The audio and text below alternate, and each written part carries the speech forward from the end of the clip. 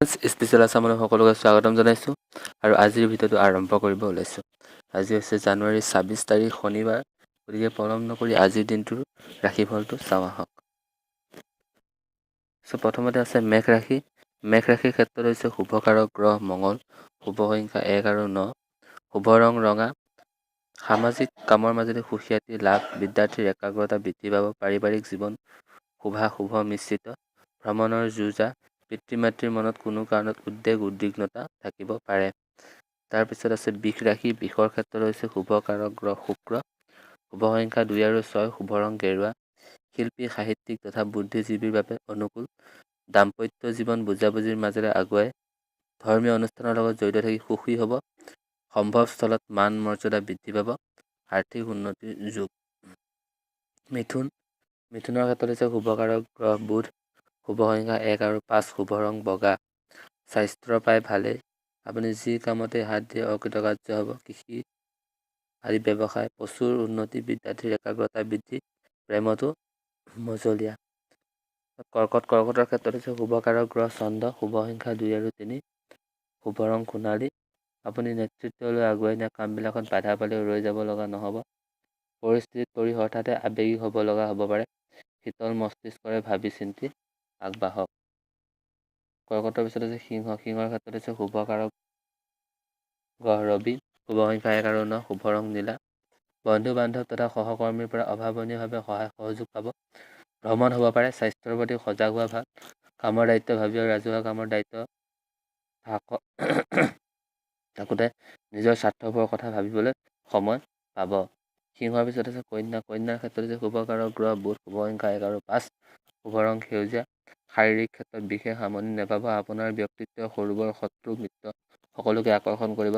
ব্যৱসায়ত প্ৰচুৰ উন্নতি, সন্তানৰ বাবে সাধাৰণ চিন্তা। কন্যা। তুলাৰ ক্ষেত্ৰত হৈছে শুভকাৰক গ্ৰহ শুক্ৰ, শুভ সংখ্যা 5 আৰু 6,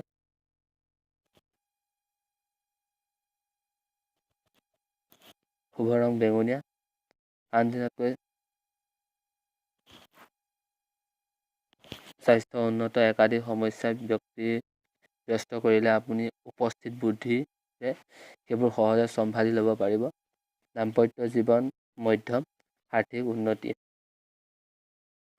তোলাৰ পিছত বৃশ্চিকৰ ক্ষেত্ৰত হৈছে শুভকাৰক গ্ৰহ মঙল, শুভ সংখ্যা 3 আৰু 9, শুভ ৰং মাখন।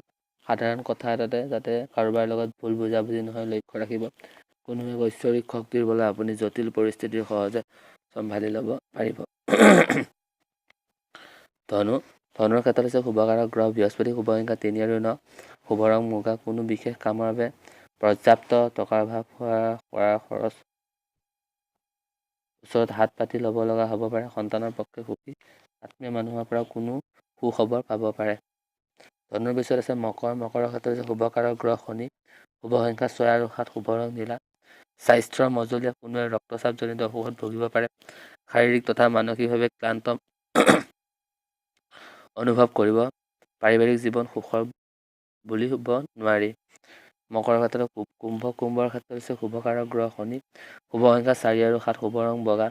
সামাজিক কামৰ মাজেদি সমাজত সমাদৰ পাব, ৰাইজৰ বিশ্বাস ভাজন হৈ উঠিব। আয় ব্যয় কৰা টান হ'ব, সাধাৰণ কথা এটাতে সংগ্ৰহ কৰি বৃহৎ আকাৰলৈ যাবলৈ দিব। কুম্ভৰ পিছত আছে মীনৰ ক্ষেত্ৰত হৈছে শুভকাৰক গ্ৰহ বৃহস্পতি, শুভ সংখ্যা 2 আৰু 3, শুভ ৰং হালধীয়া। দিনটো প্ৰায় ভালেই যাব, ব্যৱসায় বাণিজ্য জড়িত আদি যদি মনোযোগ দিয়ে লাভৱান হ'ব। ঘৰুৱা পৰিৱেশ যথেষ্ট উন্নত হ'ব, সম্ভৱস্থলত মনত কোনো কাৰণত এটা শংকা ভাৱ থাকিব। মাতৃৰ শৰীৰ আৰু মন কিছু দুৰ্বল বুজায়। আজিৰ দিনটো ৰাশিফল ইমানে আছিল। যদি প্ৰথমবাৰ চেনেলটোলৈ আহিছে প্লিজ ছাবস্ক্ৰাইব কৰিব চেনেলটো, আৰু যদি ভিডিঅ'টো ভাল পায় প্লিজ লাইক কৰিব আৰু কমেণ্ট কৰি জনাব। ধন্যবাদ।